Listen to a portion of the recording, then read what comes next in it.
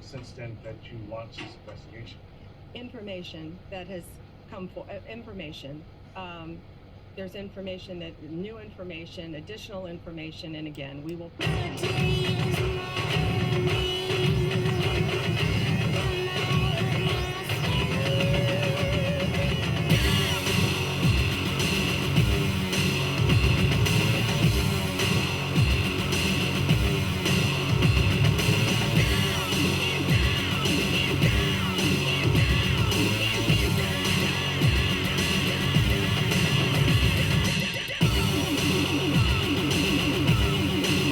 Horseshoe Bucks were 7-1 at one point, and now at 7-4, we're looking for an easy win. Well, survey says, fuck ain't happening here. 159 points. The 4 Mile Brookies, who will improve to 4-8 on the season, had burgers for everybody. Hunt and Henry and George, not slim pickings. They put up massive burger points, but how about the Packer defense? The Packer defense wearing J.J. McCarthy like a used condom. 23 burger for the Packer D. And how about, look at the center laying on his ass like a Dead Sea turtle. But the real damage, Jamar Gibbs. New York Giants said go for it on 4th and goal on the 6 instead of like kicking a field goal and winning the fucking game. But no, they give the ball to Gibbs, scampers off. Woes continue for the Bucks. They fall to 7-5.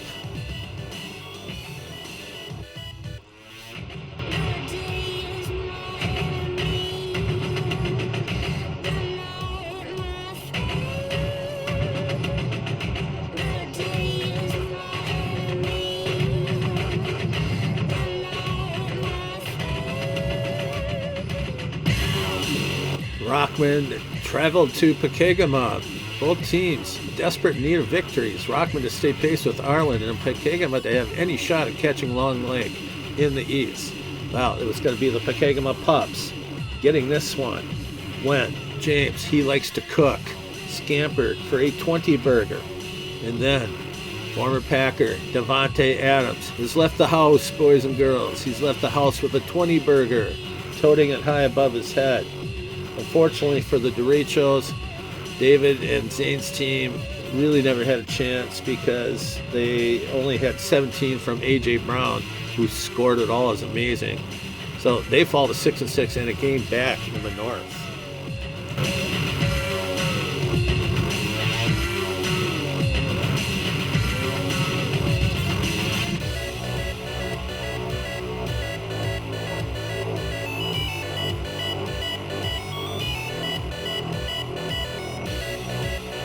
Rabbit Trail travels to Raining Tree, where 2 last-place teams go against each other, and it reminded me of when I was a kid going to the Russ County Demolition Derby. You knew you were going to see a lot of shitty crashes, and this game also featured that.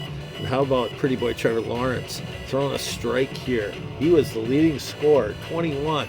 Well, Baker Mayfield shite the bed for the Frogs, only getting a 4-burger. These teams are still in last place after their loss and after their victory, so we're going to move on. 3-9 for the Frogs, 5-7 for the Hare.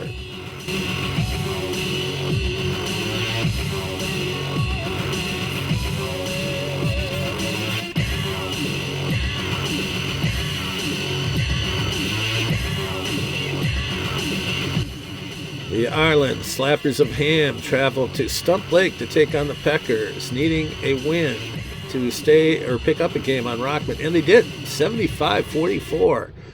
And this really was nothing to phone home about. Baker Mayfield had 4 points for the Pecks, but then Jared Allen had 10 points for the Bills. But really where Ireland got all their points was from the Rams defense, based on gift wrappings like those. Anyway, so Ireland, they pick up a game in the North, and now they have a full game and tiebreaker love over Rockman, where Stump Lake fell out of the race and is probably mathematically eliminated from first place in the East.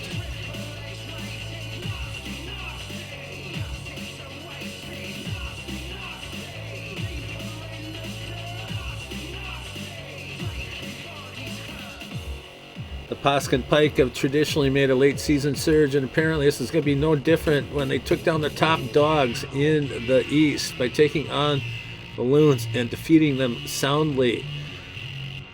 They had, of course, the old warhorse himself, Derrick Henry. I would not want to get hit by him with a thigh pad in the side of my head. And then, of course, a great pickup by the Pike when they picked up Emmanuel Wilson, who went off for a 24 burger, picking him up as a free agent. Swifty and Jones, Taylor and Jones, Taylor Swift, whatever. Travis better start singing to them because they had 1.9 and 6.6 respectively, and it was disrespectful.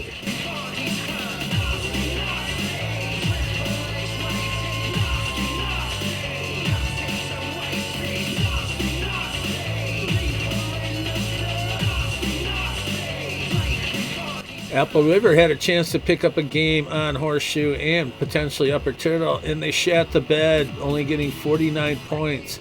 The South Doherty did their job in keeping pace in the South by winning. They needed 4 wins in a row and 4 Doherty Creek losses to even have a chance. Well, they did their job.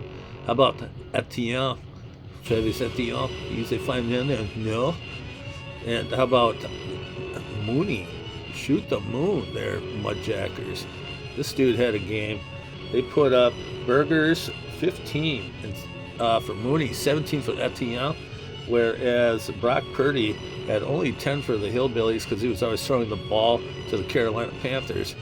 And the Hillbillies really lost an opportunity there.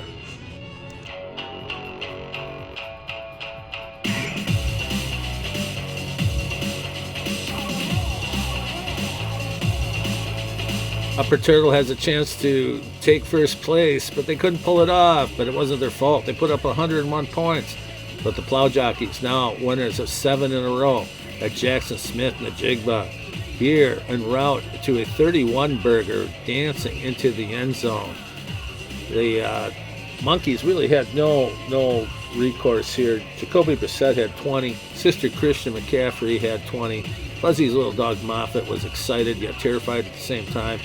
And the monkey got hurt repeatedly by a bar to the face. They now have a 2-game losing streak, and they're still tied, poor little fella, still tied with Horseshoe and a game in front of Apple River.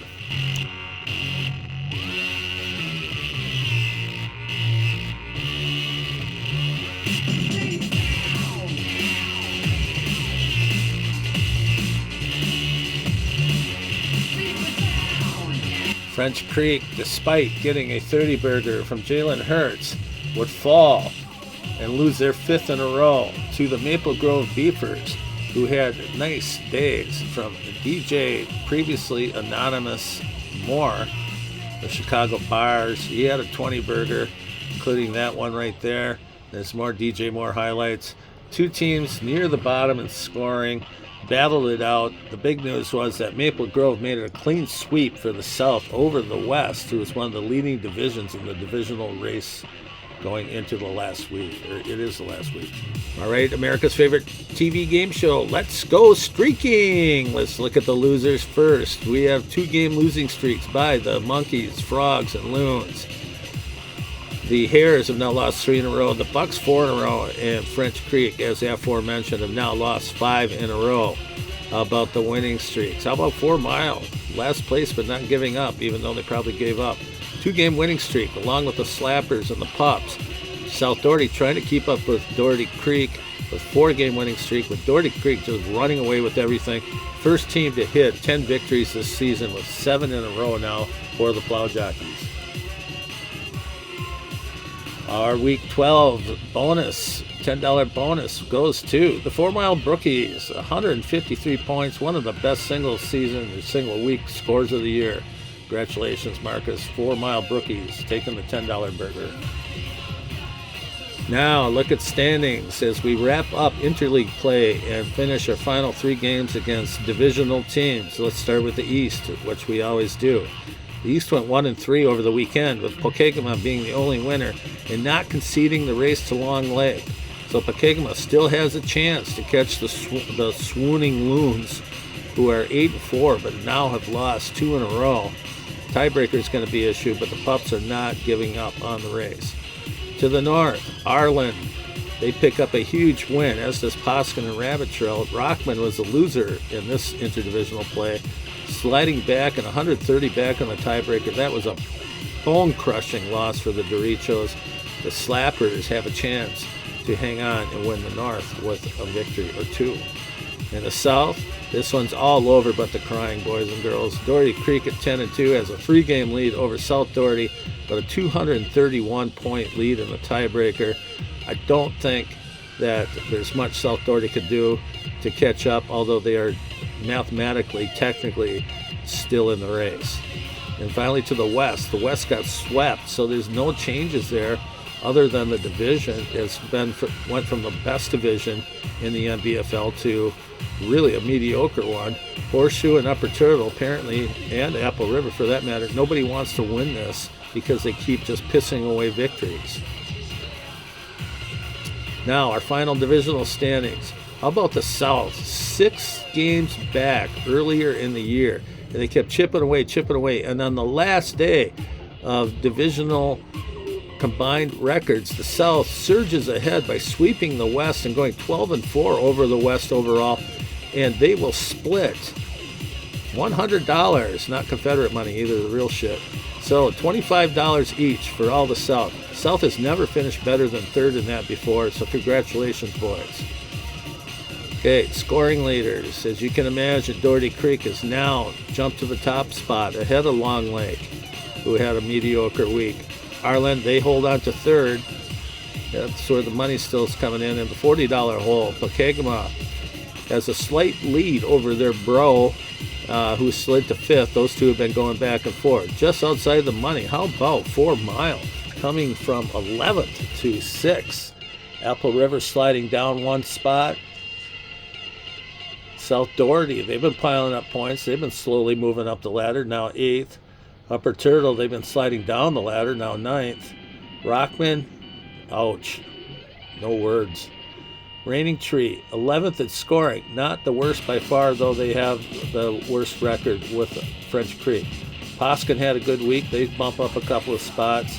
Hump Lake, they slid down to 13th. Now our worst 3 teams, French Creek, losers of 3 in a row, but they're still outscoring Rabbit Trail and Maple Grove. Rabbit Trail and Maple Grove are trying not to finish last in scoring.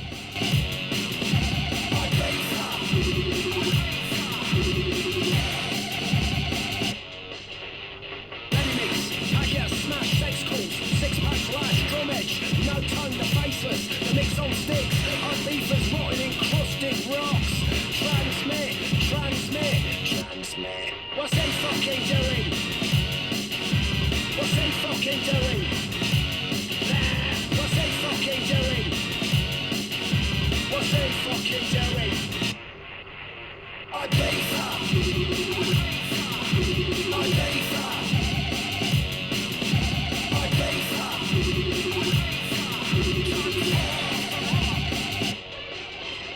Plug it in, premix our body. It's all about a gear. Reach there, wanky mates, just flown in on the Lear.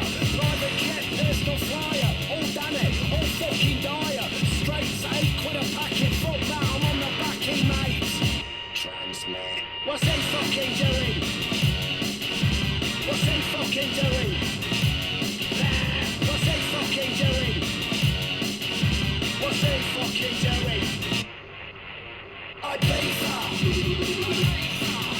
pay for. I pay for.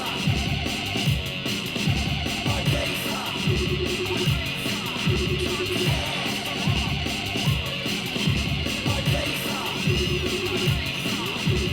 pay for. I pay for.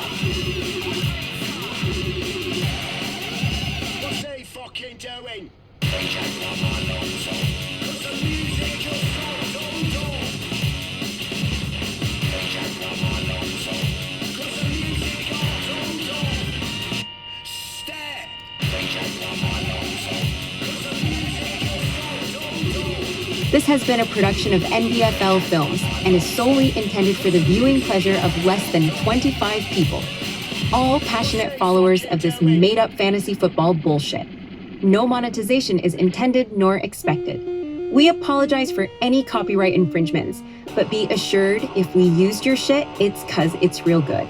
Have a good weekend, everybody.